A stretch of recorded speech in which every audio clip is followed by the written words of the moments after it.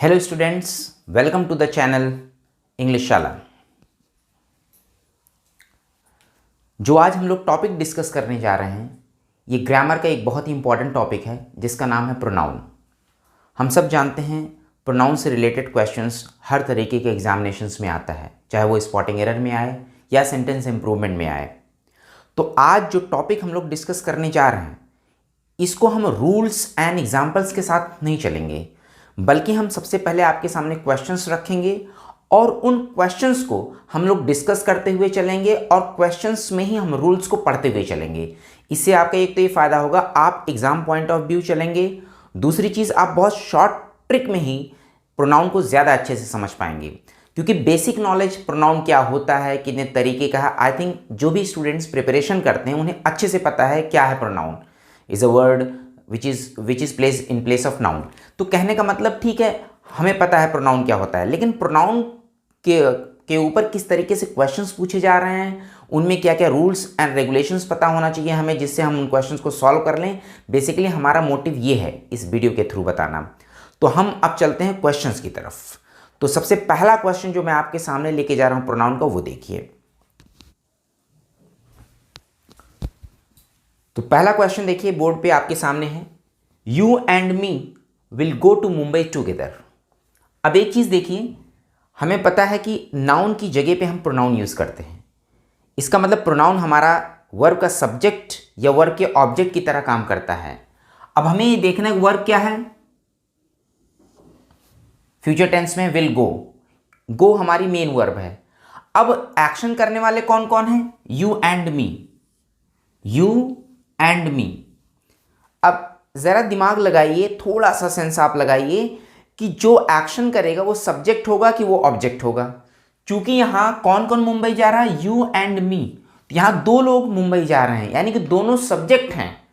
फिर भी अगर आप देखिए तो यहाँ पे मी ऑब्जेक्टिव केस में लिखा है, यू सब्जेक्टिव केस भी होता है, यू ऑब्जेक्टिव केस में भी होता है। अगर देखा जाए तो दोनों पर्सनल प्रोनाउन है। अब यहाँ पे छोटी सी हम चीज़ समझा दें आपको। अगर हम पर्सनल प्रोनाउन की बात करते हैं, अगर हम पर्सनल प्रोनाउंस की बात करते हैं तो पर्सनल प्रोनाउन में तीन पर्सन होते हैं, फर्स्ट पर्सन, सेकंड पर्सन और थर्ड पर्सन।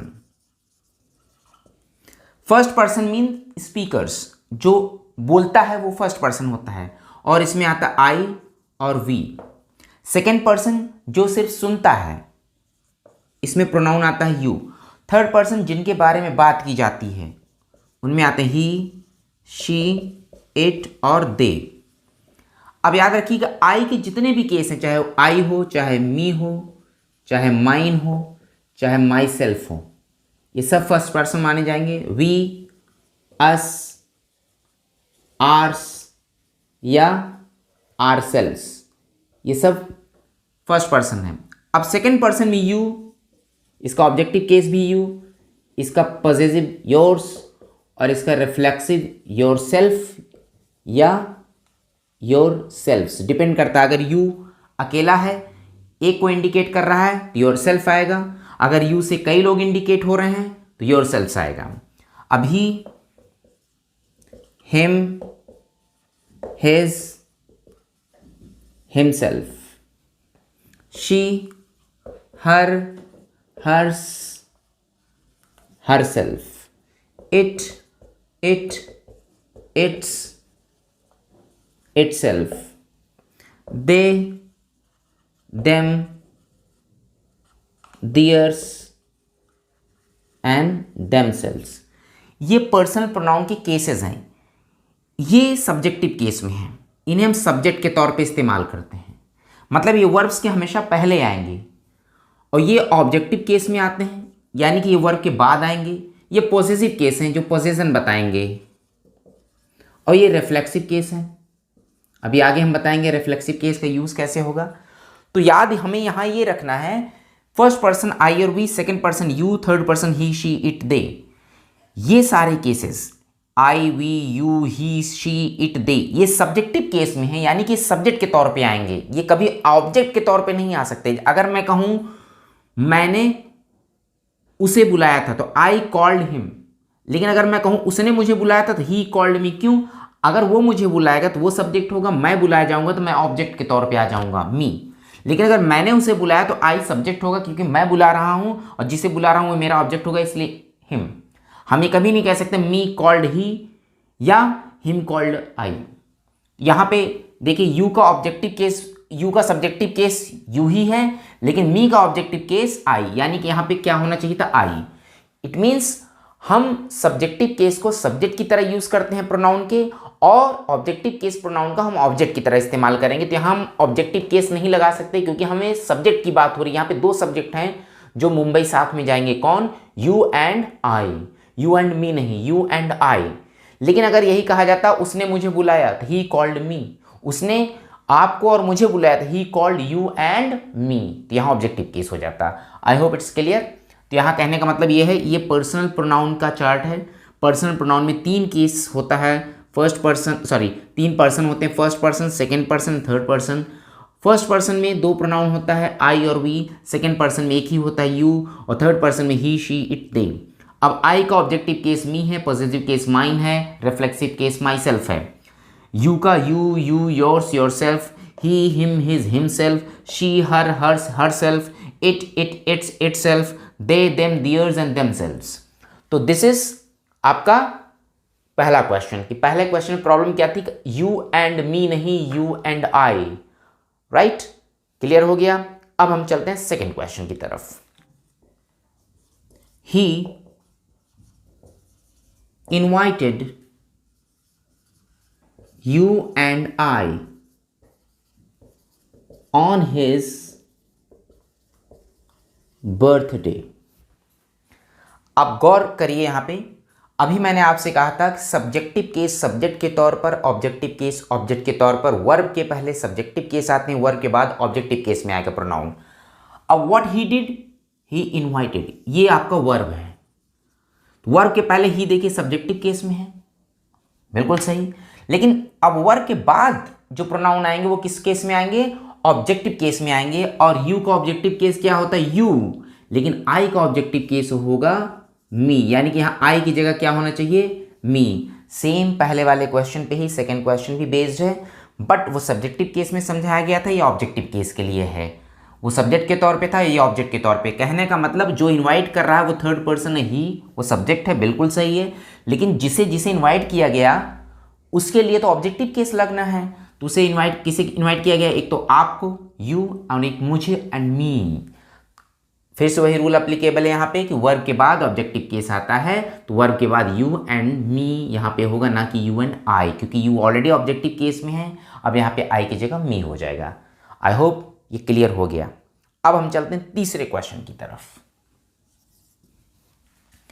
अब तीसरा क्वेश्चन देखिए क्या कह रहा है, हम आपके सामने लिख रहे हैं तीसरा question. Let she do her work herself. अब यहां समझिए, let she do her work herself. अक्सर आपने सुना होगा ऐसा कहते, let me do, let me go, let him come. तो लेट के बाद हम ऑब्जेक्टिव केस लगाते हैं। क्यों लगाते हैं ये रूल समझ लीजिए। लेट इज वर्ब, अगेन देखिए यहां पे, बिकॉज ये एक तरह से इंपेरेटिव सेंटेंस है, राइट। ये इंपेरेटिव सेंटेंस, आप सामने वाले से कह रहे हो कि उसे अपना काम खुद से करने दो। जब आप सामने वाले से कह रहे हो, सामने वाला मीन्स सेकंड पर्सन, जब आप सेकंड पर्सन को ऑर्डर देते हो, रिक्वेस्ट करते हो, कमांड करते हो, तो आप इंपेरेटिव सेंटेंस में बात करते हैं। और इंपेरेटिव सेंटेंस की पहली पहचान है, सबसे पहले वर्ब आती है, नेगेटिव होता है डोंट लग जाता है। तो लेट हर डू, यहां पे शी की जगह क्या आना चाहिए, हर, क्योंकि लेट वर्ब है। अभी मैंने बताया था वर्ब के बाद हमेशा ऑब्जेक्टिव केस आता है, तो सेम चीज लेट के बाद यहां शी नहीं बल्कि हर होगा। तो लेट हर डू, उसे करने दीजिए हर वर्क, अपना वर्क, हर सेल्फ, खुद से, तो उसे अपना काम खुद से करने दीजिए। तो चाहे वो late me go, let him come, let her do, तो लेट के बाद हमेशा ऑब्जेक्टिव केस आएगा, बिकॉज दिस इज वर्ब। और वैसे भी हमेशा जान लीजिए, किसी भी वर्ब और प्रेपोजिशन के बाद प्रोनाउन का हमेशा ऑब्जेक्टिव केस आता है। प्रोनाउन का हमेशा ऑब्जेक्टिव केस आएगा, हमेशा वर्ब और प्रेपोजिशन के बाद हमेशा प्रोनाउन का ऑब्जेक्टिव केस आएगा। अब प्रेपोजिशन के बाद कैसे, जैसे अगर मैंने कहा there is a good understanding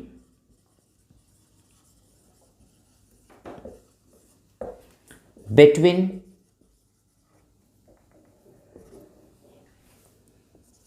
him and I. अब देखिए बिटवीन प्रेपोजिशन है, इसके बाद हिम एंड आई नहीं, हिम एंड, यहाँ आई की जगह क्या हो जाएगा, मी, क्योंकि अभी हमने पढ़ा कि प्रेपोजिशन और वर्ब दोनों के बाद हमेशा ऑब्जेक्टिव केस आएगा। आई होप इट्स क्लियर कि प्रेपोजिशन और वर्ब दोनों के बाद हमेशा प्रोनाउन का ऑब्जेक्टिव केस आएगा, सब्जेक्टिव केस से कोई मतलब नहीं यहाँ पे।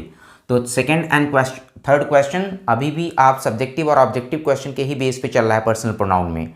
अब हम मूव करते हैं फोर्थ क्वेश्चन की तरफ। अब फोर्थ क्वेश्चन देखिए, ही introduced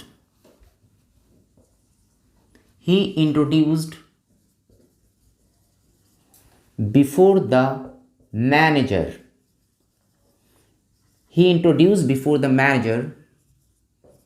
as a candidate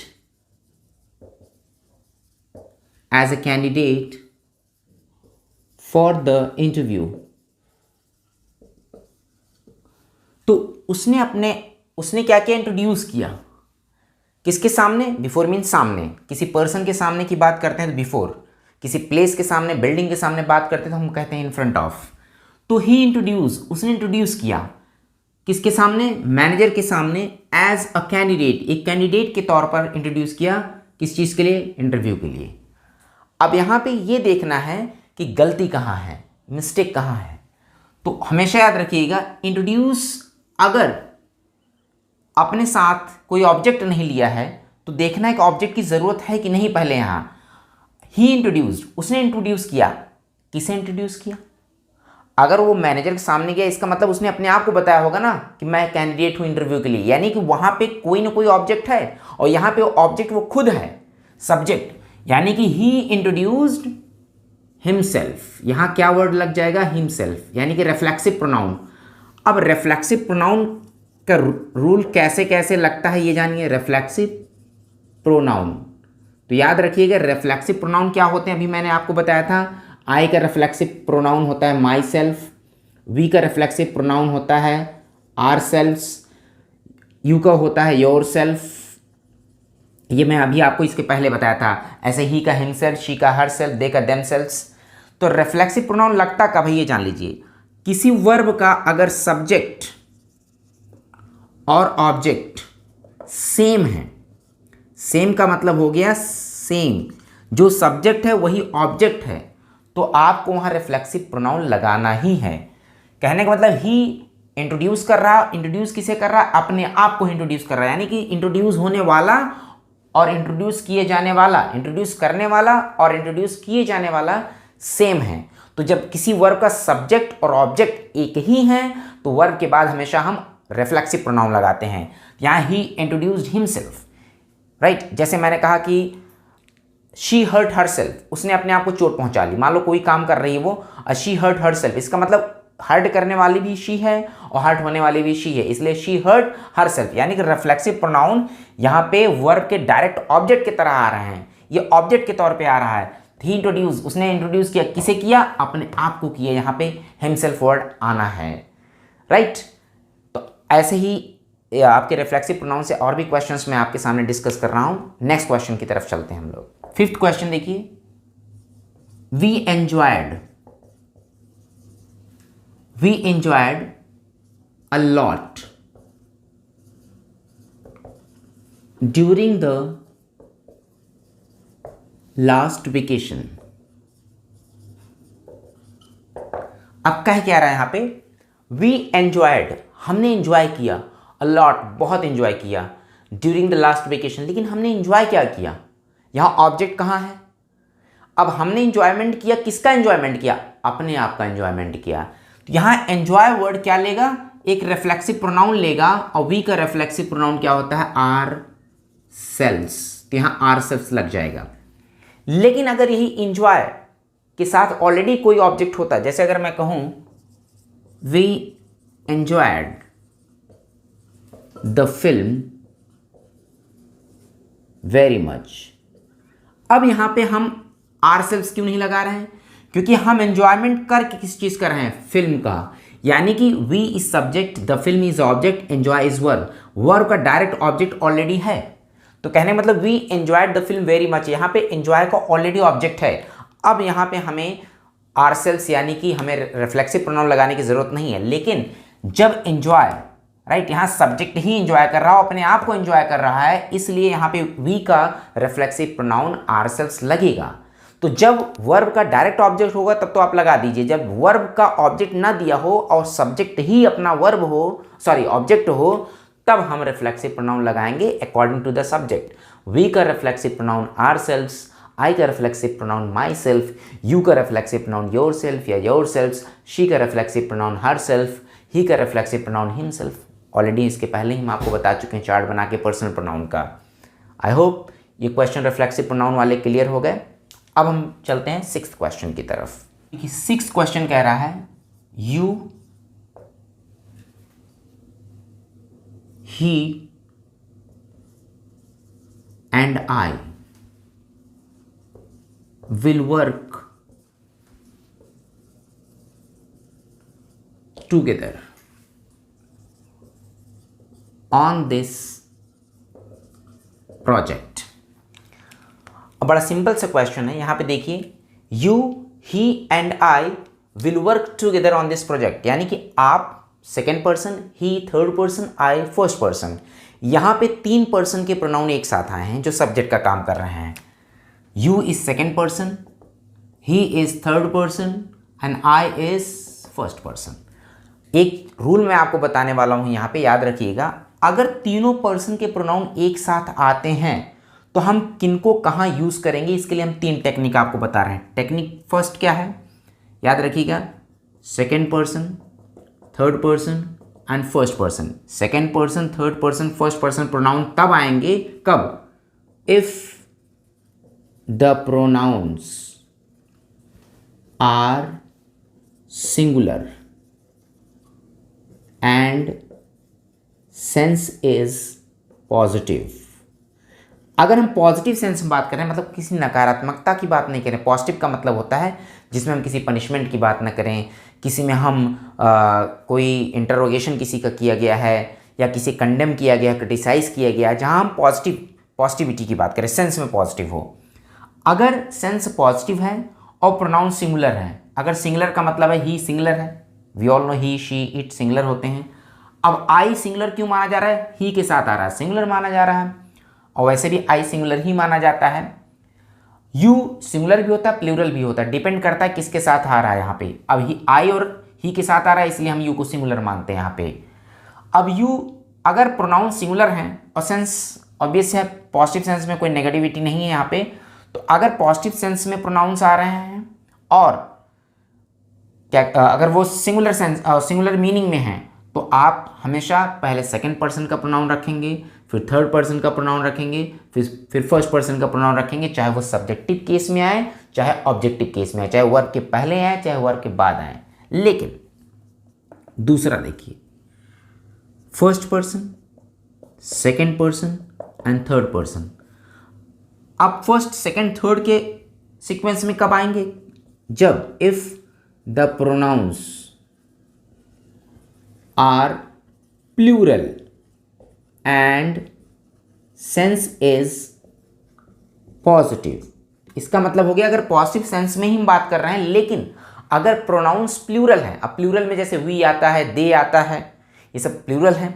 अगर प्लूरल आएगा तो आपका ये रूल चलेगा, first person, second person, third person. कैसे? जैसे अगर हम आपके सामने एक सेंटेंस लिख रहे हैं, we first person, you second person and they, तो we, you and they are going to complete this task today. अब देखिए सेंस पॉजिटिव है और वी प्लूरल है, दे प्लूरल है, तो हमने कहा था अगर सिंगुलर के साथ यू आ रहा है तो सिंगुलर माना जाएगा, प्लूरल के साथ यू आएगा तो उसे प्लूरल मानेंगे। तो we, you and they, first person, second person, third person, कब? जब सेंस पॉजिटिव हो और प्लूरल हो प्रोनाउंस। तो ये दो रूल क्लियर हो गया। अब तीसरा इसमें हम बता रहे हैं आपको। तीसरा पॉइंट कह रहा first person, second person and third person. अब देखिए फिर से first person, second person, third person. कब? If the pronouns are singular और plural.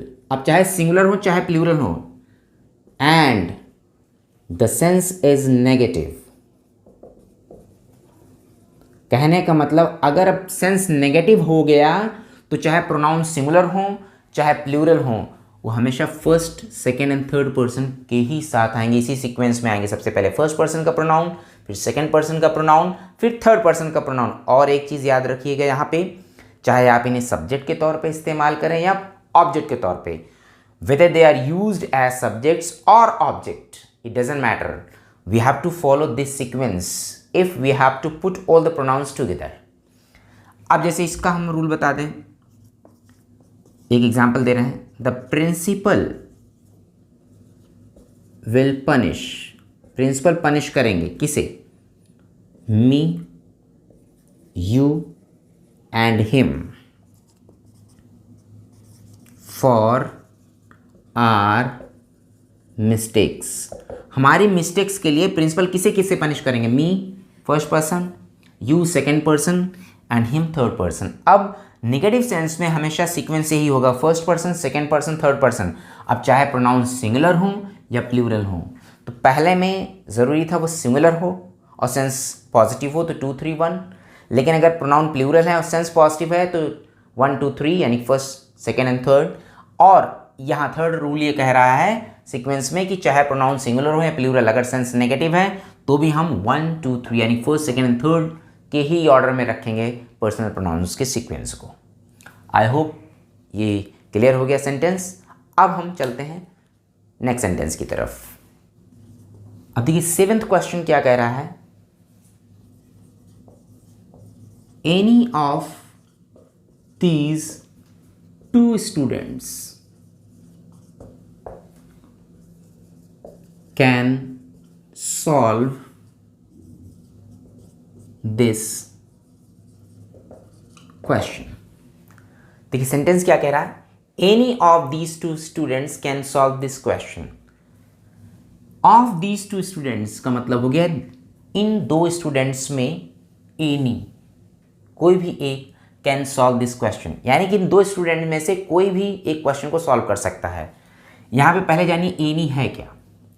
Any is distributive pronoun दो इट्स ऑल्सो एडजेक्टिव। जैसे भी मैंने आपको बताया था कि इसके पहले एक चीज़ और याद रखिएगा, प्रोनाउन और एडजेक्टिव बहुत ही डीपली पढ़िएगा, क्योंकि प्रोनाउंस और एडजेक्टिव्स में इतना फ़र्क है कि अगर अकेले आता है एनी वर्ड तो ये प्रोनाउन है, लेकिन अगर मैं कह दूँ एनी बुक, नाउन के पहले आ जाएगा तो ये एडजेक्टिव बन जाएगा। फिलहाल हम बात करते हैं यहाँ पे एनी क्या है। एनी या ईदर, जिसे हम आइदर भी बोलते हैं, नन या नीदर या नाइदर, ये सब डिस्ट्रीब्यूटिव प्रोनाउंस हैं, या फिर ईच भी है इसमें। दीज आर डिस्ट्रीब्यूटिव प्रोनाउंस जो डिस्ट्रीब्यूशन बताते हैं किस में से कितना। तो एनी और नन की अगर हम बात करें, एनी और नन, एनी और आइदर पॉजिटिव सेंस में होता है, नन और नाइदर नेगेटिव सेंस में। एक बात याद रखिएगा, आइदर और नाइदर जब भी आएंगे ये हमेशा 2 में डिस्ट्रीब्यूट करते हैं। 2 में से कोई एक पॉजिटिव सेंस की बात करेगा तो ईदर। नीदर का मतलब 2 में से कोई एक भी नहीं, ये नेगेटिव सेंस है। ये आइदर का नेगेटिव सेंस नाइदर है। सेम वे अगर 2 से ज़्यादा में से कोई एक है तो एनी, और 2 से ज़्यादा में से कोई एक भी नहीं है तो नन। तो एनी का नेगेटिव सेंस है नन और आइदर का नेगेटिव है नाइदर। एनी का नन, आइदर का नाइदर। और ईच का मतलब होता है कई हो या कितने भी, उनमें से प्रत्येक, इंडिविजुअली सबकी बात करता है ये। तो यहाँ पे जो क्वेश्चन कर रहा है कितने में से कितने की बात कर रहा है? ऑफ दीज 2 स्टूडेंट्स, 2 स्टूडेंटों में से कोई भी एक। तो हमने अभी कहा था पॉजिटिव सेंस में 2 में से अगर डिस्ट्रीब्यूट करेगा तो पॉजिटिव सेंस के लिए आता है ईदर, 2 में से, ऑफ द 2, 2 में से। और नीदर का मतलब भी होता है ऑफ द 2। इसका मतलब ऑफ द टू, दो में से अगर किसी एक की बात करें तो ईदर, और दो में से कोई एक भी नहीं तो नीदर। अब यहाँ दो में से बात हुई है, ऑफ दीज टू स्टूडेंट्स, इन दो स्टूडेंटों में से कोई भी एक, तो यहाँ एनी की जगह आना चाहिए ईदर, ये डिस्ट्रीब्यूटिव प्रोनाउन है ईदर। तो दो में से कोई भी एक स्टूडेंट इस क्वेश्चन को सॉल्व कर सकता है, तो एनी की जगह यहाँ पे आएगा ईदर, राइट। अगर होता तीन स्टूडेंटों में से तो बिल्कुल सही था एनी। ऐसे ही अगर दो में से कोई एक भी नहीं तो नीदर, और कई में से कोई एक भी नहीं तो नन। जैसे हम अगला क्वेश्चन इसका लिख रहे हैं बोर्ड पे, ध्यान दीजिए।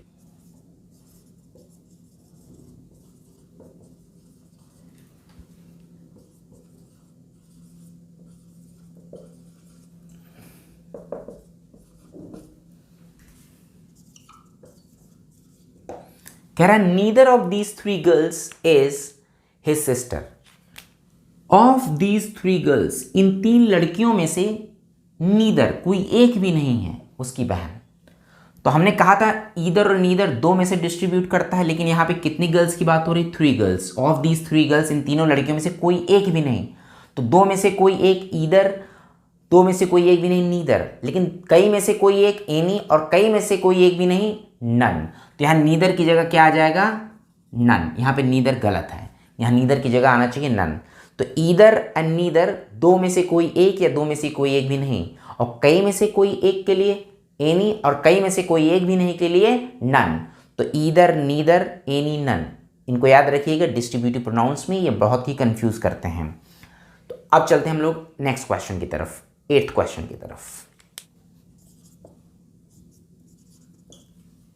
This is not my problem but her. अब कह रहा है this is not my problem, ये मेरी प्रॉब्लम नहीं है, ये मेरी प्रॉब्लम नहीं है, बट बल्कि हर, उसकी है। अब यहां छोटी सी चीज मैं आपको समझाना चाहता हूं। पॉसेसिव एडजेक्टिव और पॉसेसिव प्रोनाउन, अभी जैसे कि शुरू में ही मैंने आपको बताया था, पॉसेसिव एडजेक्टिव और पॉसेसिव प्रोनाउन में फ़र्क क्या है। जैसे माई है, ये एडजेक्टिव है, जबकि माइन क्या है? प्रोनाउन है। आर, जिसे हम आवर भी बोलते हैं, our is adjective but ours is pronoun. ये प्रोनाउन क्यों है, ये एडजेक्टिव क्यों है? जैसे देखिए हर एंड हर्स, ऐसे योर एंड योर्स। डिफरेंस क्या है possessive adjective and possessive pronoun में? ये जान लीजिए यूज में, कि पॉसेसिव जो एडजेक्टिव है ये हमेशा नाउन के साथ आएगा, यानी कि इनके बाद नाउन का आना तय है। कभी भी माई वर्ड अकेले नहीं हो सकता, दिस इज माई बुक। लेकिन पॉसेसिव प्रोनाउन के बाद अगर नाउन आपने लगाया तो ये गलत हो जाएगा, नाउन कभी नहीं आ सकता। जैसे this book is mine, meaning same है। ये देखिए मैं आपके सामने दो सेंटेंस लिख दे रहा हूं। This is my book, this book is mine. दोनों सेंटेंस का मीनिंग सेम है। फर्क क्या है? यहां पे माई पॉसेसिव एडजेक्टिव है, नाउन के पहले आ रहा है, और यहां पे माइन पॉसेसिव प्रोनाउन है, अकेले आ रहा है। वैसे भी प्रोनाउन नाउन के जगह पे आता है, ना कि नाउन के पहले आता है। नाउन के पहले जो आया हुआ एडजेक्टिव है, जो अकेले आया ये प्रोनाउन है। ये पॉसेसिव एडजेक्टिव है, ये पॉसेसिव प्रोनाउन है। ये डिफरेंस है, राइट। अब इसमें हम आपको एक क्वेश्चन और देते हैं, उसको समझ लीजिए।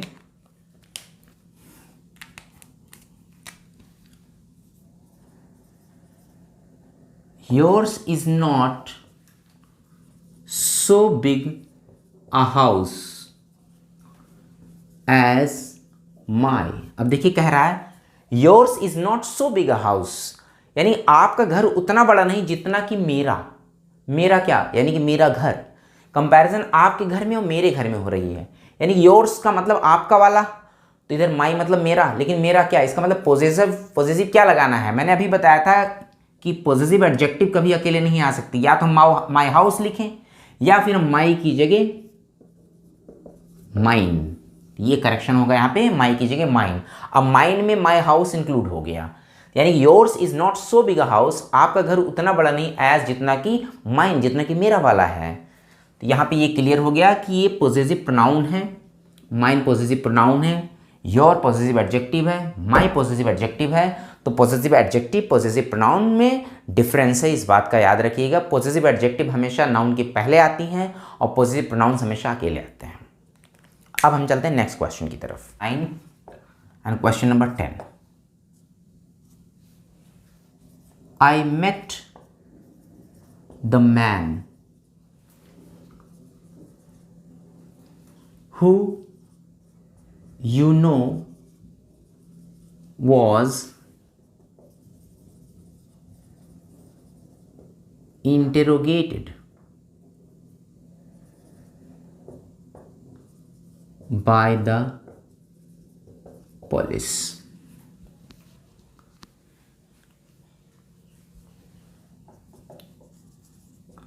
I met the man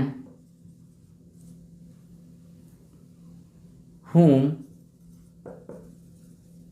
the police interrogated in a theft case. अब देखिए आपके सामने 9th and 10th question. 9th question कह रहा I met the man who you know was interrogated by the police. I met the man, मैं उस आदमी से मिला। किस आदमी से? हु। अब हु तो सब्जेक्टिव केस है, ये एक्चुअली रिलेटिव प्रोनाउन है। हु,